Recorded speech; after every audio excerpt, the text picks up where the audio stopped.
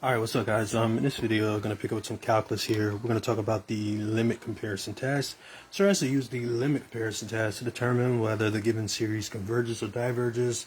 So given this series, the series n is equal to 1 to infinity, 1 over 3n squared plus n. So the limit comparison test is an alternative to just the general comparison test, which won't work all the time. And so it's good to have the limit comparison test in situations where the comparison test just doesn't work.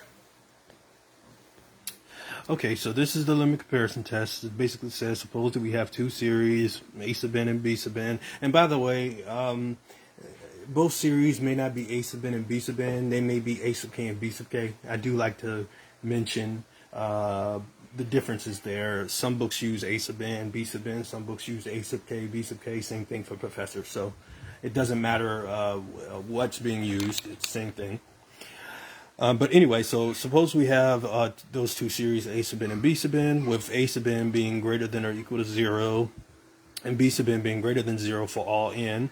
Then, c is just going to be equal to the limit as n goes to infinity for a sub n divided by b sub n. And if c is positive and finite, then either both series converge or both diverge. So what we need to do is we need to find another series b sub n, and particularly one that converges. So if we look at what we have here, we have our series n is equal to 1 to infinity, 1 over 3n squared plus n. So we need to determine what b sub n is going to be. So in this case, b sub n here, I'm going to pick b sub n to be 1 over n squared. Now, how does that converge? Well, that converges by the p-series test, because remember the p-series test, if I have some series, and let's say it's 1 over n raised to the p, by the p-series test, we know that it converges if p is greater than 1. And as you can see here, we have 1 over n squared, so that means that p would end up being 2, which is obviously greater than 1. So that converges by the p-series test. So we can use that as b sub n. And so we just kind of follow the process. And I got some videos on these, a more detailed video on this. I'm not going to go into extreme detail in this video about the limit comparison test because I have other videos on it. So check out the other ones for more detailed explanations. So again, it's going to be a sub n all over b sub n. So looks like we'll have 1 over 3n squared plus n, all divided by 1 over n squared. Now that's the same thing as multiplying by the reciprocal of 1 over n squared, which is n squared over 1.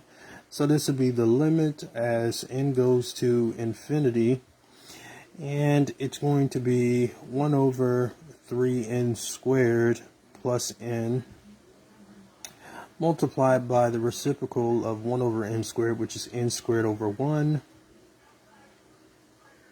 And that's just going to give me n over 3n plus 1. Okay. So really what we're taking the limit as n goes to infinity of is n over 3n plus 1.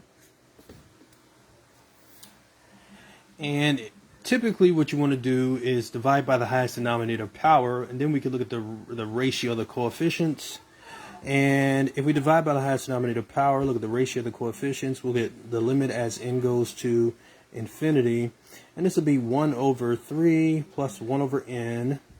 And looking at the ratio of the coefficients, we'll get 1/3 as this limit. So we can say that c is equal to 1/3. And as you can see here, c is finite.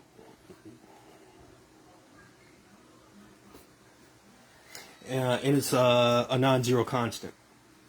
So therefore, our series A sub n converges, and B sub n also converges.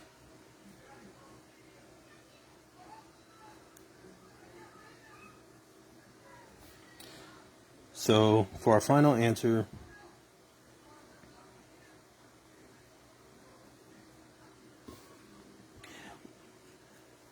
our series that we were given at the beginning, which is 1 over 3n squared plus n, which we know converges.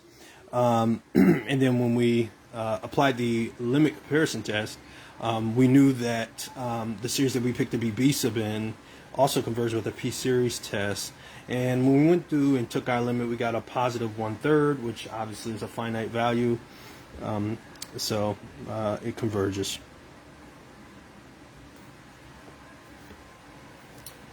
And that is going to be your answer. And so let me circle that. As you can see, A sub n and B sub n were both series with positive terms.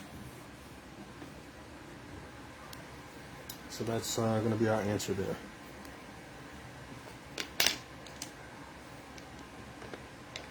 Alright, so if you guys got any questions about how I arrived at my answer, please let me know. I'll post another video with the limit comparison test and the comparison test, and we'll go through more detailed examples of it.